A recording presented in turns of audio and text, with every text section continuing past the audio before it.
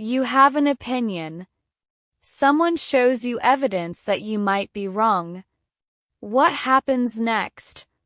Most people feel a small flash of resistance. They search for reasons to defend what they already believed. Admitting they were wrong feels like losing. But what if the opposite were true? What if changing your mind was actually the harder, stronger choice? Most people admire confidence. They admire someone who stands firm. But there is a quieter kind of strength that gets far less attention. The strength to say, I used to think that, but now I see it differently. Welcome back to Gentle Wisdom, where you learn English while becoming a better version of yourself. One story, one step at a time. Today we explore a rare trait shared by some of the clearest thinkers in the world. The ability to say, I was wrong without feeling like a failure. By the end of this video, you will understand why flexibility of mind is not weakness. It might be one of the strongest things a person can practice. Let's begin. Lesson 1: The Trap of Being Right. Most people spend a surprising amount of energy defending their existing beliefs. Not because those beliefs are always correct. Because being wrong feels uncomfortable. Adam Grant, an organizational psychologist, writes about this in a book called Think Again, published in 2021. It quickly became a bestseller, read widely by leaders, teachers, and everyday people who wanted to think more clearly. Grant spent years studying how the best thinkers make decisions, and he found something surprising about what made them different. Grant makes an interesting point. We often treat our opinions like possessions. Something to protect. Something tied to our identity. When someone challenges an opinion we hold, it can feel like a personal attack, even when it is not. But this creates a problem. If your opinions become part of your identity, changing them starts to feel like losing part of yourself. So instead of updating your thinking, you defend it. Even when the evidence says you should not. Grant calls this attachment to being right one of the biggest obstacles to real growth. The irony is clear. The people who refuse to update their thinking often end up making the same mistakes over and over. They never allow new evidence in. Changing your mind is a sign of strength. Lesson 2: Thinking like a scientist. Grant suggests a different approach. Instead of thinking like a preacher defending your beliefs or a prosecutor attacking others' beliefs, try thinking like a scientist. A scientist does not fall in love with their theory. A scientist forms an idea, tests it, and updates it based on what the evidence actually shows. Being wrong is not a failure. It is simply part of the process of finding what is true. This does not mean you should have no opinions, or change your mind constantly without reason. It means holding your beliefs a little more loosely, staying curious about whether they are still accurate. Think of your beliefs less like a locked box and more like a notebook. A notebook can be updated. New pages can be added. Old pages can be crossed out when they no longer make sense. Here is one way to practice this today. The next time you feel certain about something, ask yourself one question.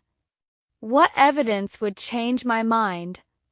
If you cannot think of any answer at all, that might be a sign you are defending an opinion rather than examining it.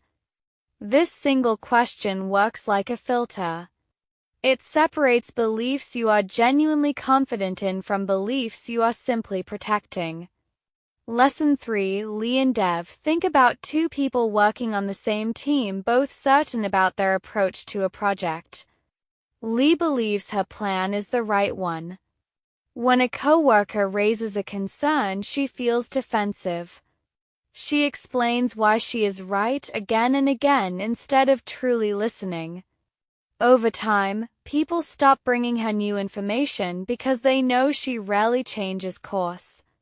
Dev holds his opinions just as strongly at first. But when someone raises a good point, he pauses. He asks questions. Sometimes he changes his approach completely. His co-workers notice this and they begin bringing him their best ideas because they know he will actually consider them. 1 year later, Lee is still defending the same plan, even as small problems keep appearing. She has started to notice that people share less information with her than they used to. Dev has adjusted his approach several times, and his project has quietly become the most successful on the team. His co-workers describe him as someone who is easy to bring new ideas to because he actually listens. Same starting confidence. Same challenges. A completely different outcome. The difference was not who was smarter. It was who stayed open. Changing your mind is a sign of strength. Lesson 4: Practicing flexible thinking. Rethinking is not about having no confidence. It is about separating your confidence in yourself from your certainty about any single idea. You can be confident in your ability to learn, while still being open to being wrong about a specific belief. In fact, this combination, quiet self-confidence with intellectual humility, is what Grant found. It was true in some of the most respected thinkers he studied. Try this the next time you disagree with someone. Instead of preparing your response while they are still talking, try to genuinely understand their point first. Ask yourself, what would have to be true for their view to make sense? This small shift can open up thinking you did not expect. Sometimes you will still disagree. But you will disagree with more understanding, not less. This applies directly to learning English. Many learners hold on to old habits even after learning a better way simply because the old way feels familiar. Maybe you have always memorized vocabulary lists, even though comprehensible input works better for you. Maybe you avoid speaking because you believe you need perfect grammar first, even though research says otherwise. Being willing to rethink your approach again and again is what separates learners who keep improving from those who plateau. Every time you update your thinking, you grow stronger, not weaker. Every honest "I was wrong" builds more trust than a defended mistake. Every willingness to rethink is a sign of a resilient mind. So this week, notice one moment when you feel the urge to defend an old belief. Pause. Ask yourself if the evidence still supports it. If it does not, let it go. Changing your mind is a sign of strength. You are becoming. Something has shifted in you today. The person who finishes this video is not quite the same as the one who started it. That shift is real. And it is yours to keep. If you enjoyed today's story, please like and subscribe. A new story arrives every day. Feel free to share your thoughts in the comments too. Every choice shapes your life. Small habits, big results. And keep becoming. Study Corner, today's English notes. Welcome to the Study Corner. Let's review 3 useful words from today's story. The first word is defensive. In the story we heard, she feels defensive. Defensive means quick to protect yourself, often when you feel criticized or challenged. For example, try not to get defensive when someone questions your idea. The next word is humility. In the story, we heard about intellectual humility. Humility means being humble. Not thinking too highly of your own knowledge or opinions. For example, humility makes it easier to learn from others. The third word is plateau. In the story we heard those who plateau.